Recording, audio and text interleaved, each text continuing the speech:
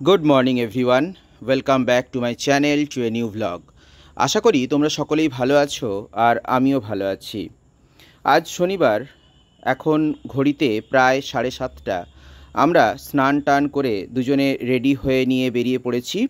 এখন আমরা যাব মন্দির। তোমরা সকলেই জানো আমাদের এখানে কাছাকাছি যে মন্দিরটি রয়েছে সেটি হলো ভাটপুকুর কালী মন্দির। তো সেখানেই যাব। তো যাওয়ার জন্য চলে এসেছি মিষ্টির দোকানে, সেখানে প্রসাদ নেবার জন্য।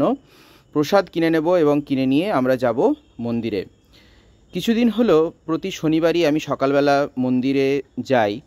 তো বেশ ভালো লাগে সকালবেলা স্নান টান করে মায়ের দর্শন করা, মনটা এক অসামান্য পবিত্রতায় ভরে ওঠে। চলে যাব মন্দিরে। এখন চলে এসেছি মন্দিরে। মন্দিরে এসেই দেখলাম তখন পুজো চলছে, অর্থাৎ আমাদের যারা আগের ব্যাচ তাদের অঞ্জলি চলছে। তো সেই জন্য আমি এবং আমার ওয়াইফ দুজনেই ওয়েট করছিলাম মন্দির প্রাঙ্গণে এবং চারিদিকটা ঘুরে ঘুরে দেখাচ্ছিলাম।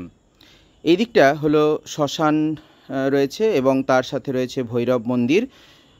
তো মন্দিরে আমরা দাঁড়িয়ে আছি এবং আমাদের পুজো দেওয়া কমপ্লিট হয়ে গেছে। এখন চলছে মোমবাতি দেখানোর কাজ।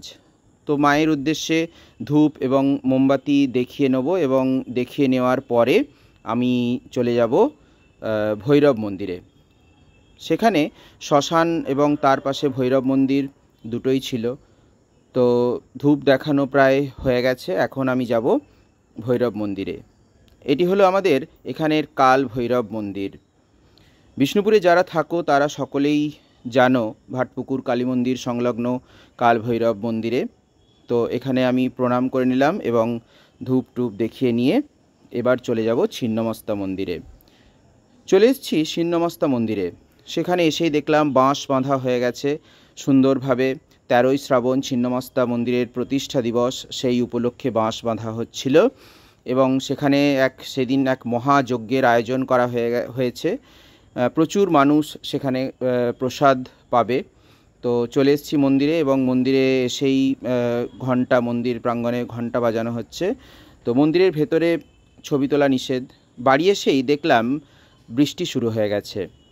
বর্ষাকালে এই রোদ তো এই বৃষ্টি, তো বোঝা যায় না কখন বৃষ্টি হবে। একটু আগেই আকাশ পরিষ্কার ছিল, এখন একেবারে অঝোর ধারায় বৃষ্টি হচ্ছে। ছুটির দিন, সেই জন্য ব্রেকফাস্ট একটু অন্য ধরনের নিয়ে নিয়েছি। হাতে লুচি, তার সঙ্গে ছিল আলু ভাজা, মিষ্টি এবং শসা। খাওয়া দাওয়া কমপ্লিট করে নিব। খাওয়া দাওয়া কমপ্লিট করে নিয়ে যাব এরপর একটু রান্নাঘরে। তো আজ আমি একটা স্পেশাল রান্নাও বানাবো, তো সেটাও তোমাদের সাথে শেয়ার করব। এখন দেখলাম বাবা বানাচ্ছে পাঁচমিশালি সবজি এবং তার সাথে ছিল ইলিশ মাছ ছিল এবং কাতলা মাছ। আমি একটু পরেই তোমাদের সাথে শেয়ার করব মাংসর রেসিপি, সেটা আমিই বানিয়েছিলাম। তো এখানে পটল ভাজাও হয়ে গেছে। এখন আমি চলে এসেছি ছাদে। অনেক দিন ধরেই ভাবছি তোমাদের সাথে আমার যে গোলাপ গাছগুলো ছিল সেই গোলাপ গাছগুলো শেয়ার করা হয়ে ওঠেনি। তো এখানে দেখো প্রচুর পরিমাণে এখন গোলাপ গাছগুলো ফুল দিচ্ছে আর কুঁড়িও এসেছে অনেক। আর যে জাল দেওয়া আছে সেটা হনুমানের উৎপাত থেকে গাছগুলোকে বাঁচানোর জন্য। একটু আগেই বৃষ্টি হয়েছে, সেই জন্য একেবারে পাতাগুলো সবুজ হয়ে উঠেছে এবং ফুলগুলোও বেশ টাটকা সতেজ হয়ে রয়েছে। আবার একটু পরে দেখলাম ছাদে উঠে যে মেঘ এসেছে, হয়তো একটু পরেই আবার বৃষ্টি নামবে। তো যথেষ্ট গরমও ছিল, যতই বৃষ্টি হোক না কেন ভ্যাপসা একটা গরম রয়েছে। তো আমি ফ্রেশ হয়ে নিয়ে এবার যাব রান্নার কাছে। এখানে চিকেনটা ম্যারিনেশন করে রাখা আছে। ম্যারিনেশন করা হয়েছে টক দই দিয়ে, তার সাথে দেওয়া হয়েছে সর্ষের তেল, হলুদ এবং নুন দিয়ে 1 ঘন্টা থেকে 1.5 ঘন্টা আমি এটাকে ম্যারিনেশন করে রাখবো। তারপর তোমাদের সাথে শেয়ার করছি কিভাবে কি করছি। মাংসের জন্য এখানে আলু ডুমো ডুমো করে কাটা হয়ে গেছে এবং মশলাও তৈরি একেবারে। এখানে রয়েছে আদা, কাঁচা লঙ্কা বাটা আর তার সাথে রয়েছে পেঁয়াজ এবং রসুনটা একটু পরে ওটাকে বাটা হবে। এবং এখানে রয়েছে কাসুরি মেথি। তো এবারে তেল প্রায় গরম হয়ে গেছে, এবারে আমি তেলের মধ্যে ছেড়ে দেবো আলুগুলোকে। এখন তেলের মধ্যে চলে গেছে আলুটা। এরপর আলুটাকে আমি সুন্দর করে লাল লাল করে ভেজে নেব। তারপরের স্টেপগুলো তোমাদের সাথে আমি শেয়ার করছি। এখানে আলু ডুমো ডুমো করে লাল লাল করে ভাজা হয়ে গেছে। এরপর তেলও গরম হয়ে গেছে। তেলের মধ্যে প্রথমে চলে যাবে গোটা গরম মশলা আর শুকনো লঙ্কা ফোড়ন। তারপরে একটু কালারের জন্য আমি ইউজ করেছি চিনি। একটু কালারের জন্য আমি ইউজ করেছি চিনি। সেই চিনিটাও এবারে চলে যাবে এখানের মধ্যে। দিয়ে দিয়েছি চিনি।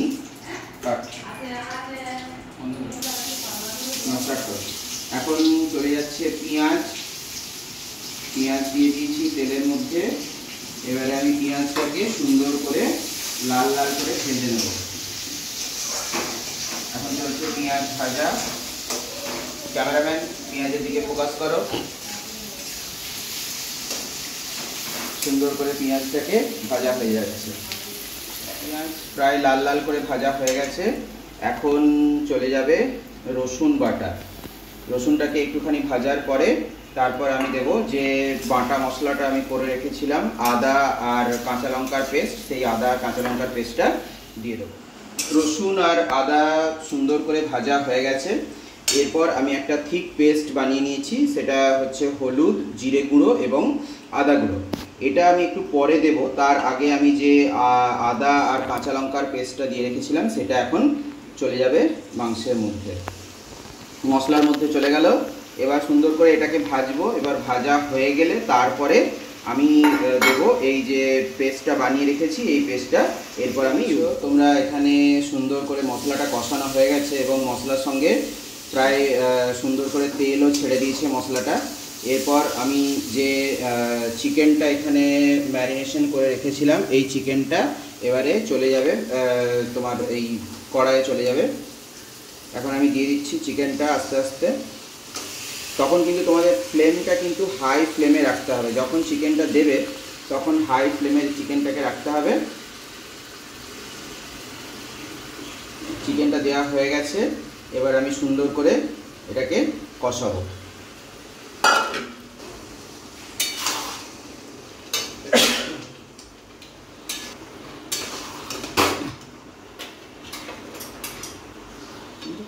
এখন মাংসটা কষা চলছে, প্রায় কষা হয়ে গেছে। এর মাঝেই আমি আলুগুলো দিয়ে দিয়েছিলাম। যেহেতু আলুগুলো ভেজে রেখেছিলাম কিন্তু তাহলেও তার ভেতরটা একটুখানি সেদ্ধ হওয়ার জন্য আমি দিয়ে দিয়েছিলাম আলুগুলো একটু আগে। তো এবার সুন্দর করে কষানো হবে। কষানো হয়ে গেলে আমি দিয়ে দেব কসুরি মেথি। এরপর তোমাদেরকে আমি একেবারে ফাইনাল লুকটা। চিকেনটা পুরোপুরি কমপ্লিট হয়ে গেছে। আমি এতে দিয়ে দিয়েছিলাম মেথি, যেটা ভেজে রেখেছিলাম ড্রাই রোস্ট করে, সেই মেথিটা দিয়ে দেওয়া হয়ে গেছে। মেথি পড়লে চিকেনের টেস্ট একেবারে অন্যরকম হয়ে যায়।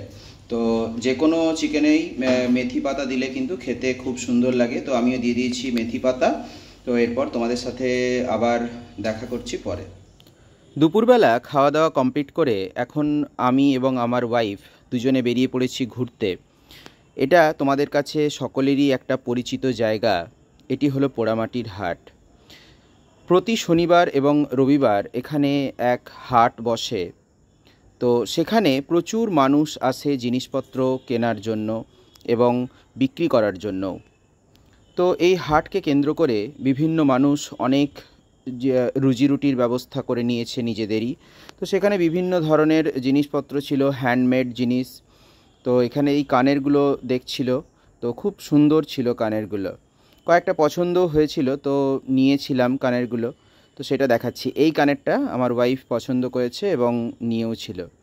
বেশ সুন্দর, কাঁচের তৈরি এবং বিভিন্ন ড্রেসের সঙ্গে ম্যাচিং করে পরা যাবে। তো সেই রকম জিনিসপত্রও সেখানে ছিল। তাছাড়া ছিল বিভিন্ন মাটির তৈরির জিনিস। সকলেই জানো বিষ্ণুপুর পোড়া মাটির জন্য বিখ্যাত, এবং তার সাথে সাথে ছিল বিভিন্ন ড্রেস, সকলেরই পরিচিত জায়গা।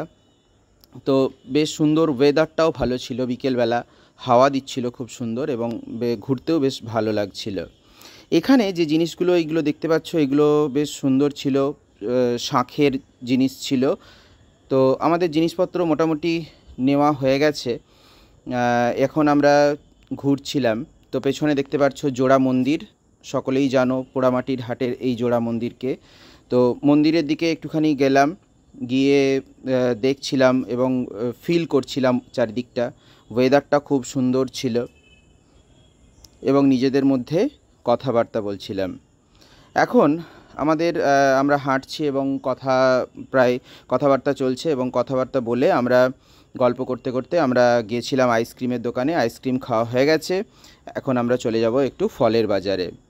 তো ফল অনেক দিন ধরেই ভাবছিলাম নারকেল খাবো, তো নারকেল নেওয়া হয়নি, নিয়েছি নারকেল এবং তার সাথে অল্প পরিমাণে একটু পুজোর জন্য কলা নিয়েছিলাম। তো নিয়ে আবার চলে এসেছি লস্যির দোকানে। তো সেখানে লস্যি খেয়ে একেবারে বাড়ি ফিরে যাব।